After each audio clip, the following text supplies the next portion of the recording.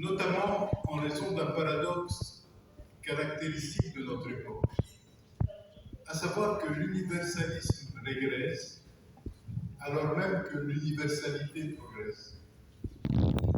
Les avancées prodigieuses des sciences et des techniques rendent les humains de plus en plus proches les uns des autres et de plus en plus similaires. Les hommes ressemblent plus à leur temps qu'à leur père, écrivait Marc Bloch dans son Apologie pour l'histoire. Mais cette proximité, cette similitude, au lieu de nous faire éprouver une communauté de destin avec nos semblables, développe chez nous tous le besoin d'affirmer nos différences, nos particularismes, notre irréductibilité. Nous revendiquons à l'excès notre héritage vertical, celui des ethnies, des nations, des communautés religieuses auxquelles nous croyons appartenir, et nous négligeons notre héritage horizontal, celui qui nous vient de nos contemporains.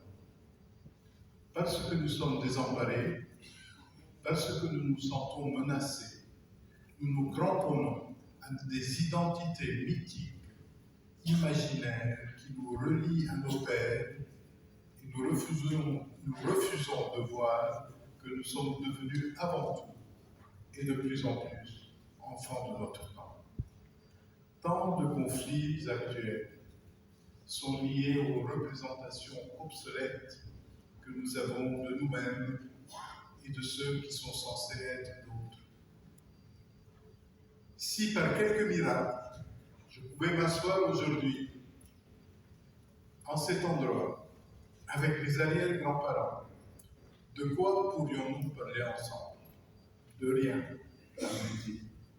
d'absolument rien, ni de leur vie, ni de la mienne, ni du monde qui nous entoure, ni des objets, ni des idées, ni des rêves. Nous n'avons rien en commun, nous aurions du mal à mener ensemble une conversation. À l'inverse, si je me retrouvais avec des femmes et des hommes choisis au hasard, dans une rue de Prague, de Dakar, de Mexico, de Séoul, d'Istanbul ou de San Francisco, nous pourrions deviser ensemble pendant des heures. C'est avec eux qu'il y a une vraie parenté. Ce sont eux qui pourraient m'aider à réfléchir à la complexité du monde. Ce paradoxe sera-t-il surmonté un jour? Un moment viendra-t-il où notre représentation de nous-mêmes, de notre identité, correspondra à la réalité objective plutôt qu'au mythe des origines? Peut-être, peut-être pas. Il m'arrive de penser que l'on assiste à une course à l'issue incertaine. L'universalité est en marche et rien ne pourra l'arrêter.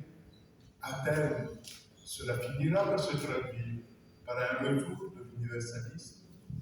Encore faut-il que notre espèce conserve d'ici là suffisamment d'instinct de conservation pour éviter de s'autodétruire et suffisamment de foi en l'aventure humaine pour faire face aux périls qui rôdent à l'horizon.